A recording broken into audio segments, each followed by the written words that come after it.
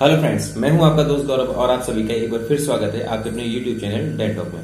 दोस्तों, आज की वीडियो में मैं आपको बताऊंगा कि आखिर साइट प्लान क्यों रिक्वायर्ड है और साइट प्लान को करते समय क्या क्या ध्यान रखना चाहिए। दोस्तों, इसको मैं आपको एक एग्जाम्पल के थ्रू, लाइव एग्जाम्पल के थ्रू समझाता हूँ कि आखिर एक डॉक्टर ने बगैर साइट प्लान अगर के चेयर लगवाई थी तो उसका क्या क्या नुकसान हुआ, तो आपको पता चल जाएगा कि आखिर साइट प्लान क्यों रिक्वायर्ड है।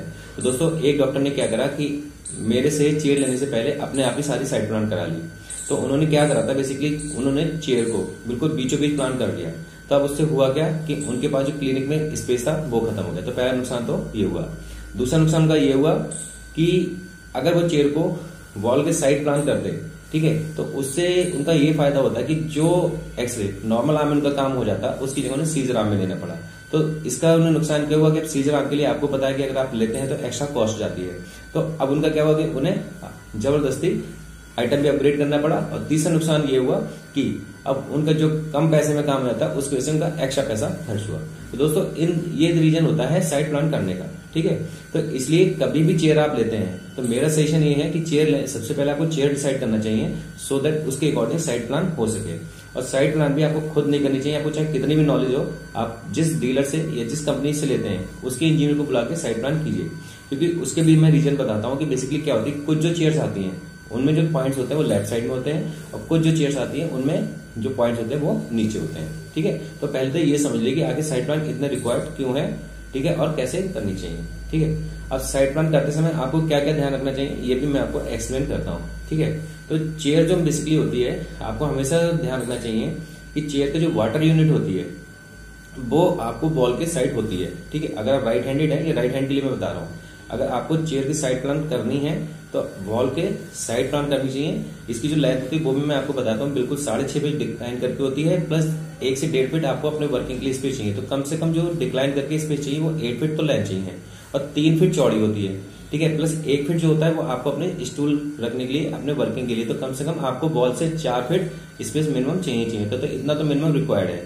अगर आप पे ज्यादा स्पेस है तो थोड़ा सा और स्पेस यूज कर सकते हैं। तो ये तो हो गई रिक्वायरमेंट, ठीक है।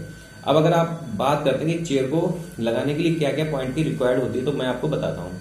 तो जैसे सपोज कीजिए आपका एक कमरा है, ठीक है, आपको वॉल के साइड आपको कहते हैं वाटर यूनिट रखना है। उसका हेड जो लेफ्ट साइड आएगा और उसकी लेग्स आएंगे वो आपके राइट साइड आएंगे। तो सपोज कीजिए मैं ये बैठा हूं, मेरे पीछे एक बॉल है, ठीक है, इसका हेड इधर हुआ, फुट इधर हुआ, ठीक है। तो आपको चेयर की जो आइडियल पोजीशन होती है वो ये बनती है। अब इसके लिए जो पॉइंट चाहिए होते हैं, मेरी जो चेयर है, अगर मैंने कोई बेसिक चेयर प्लान करी उसके लेफ्ट हैंड पे कनेक्शन है तो उसके जो लेफ्ट साइड है उसके बीचों बीच आपको एक फिट देना पड़ेगा जहां पे 2 इंच का ड्रेनेज का पॉइंट जाएगा, 0.25 इंच का वाटर इनले का पॉइंट आएगा। और जहां पे आप कंप्रेसर रखते हैं, अगर मैं अपने लोकेशन की बात करूं तो मेरे हिसाब से यहाँ पे सामने एक लोकेशन बसती है जहां पे मैं कंप्रेसर रख सकता हूँ। तो वहां से 1/2 इंच का एक पाइप आएगा। तो तीनों पॉइंट, ड्रेनेज का, वाटर इनले का और कंप्रेसर का, बिल्कुल चेयर के बीचों बीच सेंटर में एक फिट बनेगा जहां पे सारे कनेक्शन होंगे। तो ये तो रहा आपका चेयर के वाटर पॉइंट। अब बात करते हैं इलेक्ट्रिसिटी पॉइंट की। तो इलेक्ट्रिसिटी के लिए अब जहां पे चेयर का हेड होता है उसके पास आपको 15 एम्पियर का एक्सरे के लिए एक पॉइंट देना पड़ेगा, ठीक है। प्लस चेयर पे जहां पे आपने कनेक्शन करवाए हैं उसी के आगे आपको 3 कनेक्शन देने होंगे, चेयर चलाने के लिए, एक स्केलर के लिए, ठीक है, एक एक्स्ट्रा पॉइंट अगर आप इंटरवल कैमरा या कुछ लाइट रखते हैं तो उसके लिए। तो कम से कम 3 आपको 5 एम्पियर के पॉइंट वहां पे देने पड़ेंगे, ठीक है। 16 एम्पियर का इधर, 5 एम्पियर के 3 इधर। इसके अलावा जहां कंप्रेसर रख रहे हैं वहां पे भी 15 एम्पियर का एक पॉइंट आपको देना पड़ेगा, ठीक है। इसके अलावा अगर आप बात करते हैं मैं अपने लोकेशन की बात करता हूँ तो मेरे पास स्पेस है, यहाँ पे मैं कैबिनेट बनवा सकता हूँ। कैबिनेट के ऊपर मैं 3 से 4 5 एम्पियर के पॉइंट दूंगा और प्लस इसमें 15 एम्पियर के भी एक्स्ट्रा पॉइंट दे दूंगा सो दैट मुझे अगर कोई चीज वहां पे चार्ज करनी है तो वहां पे रख सकते हैं।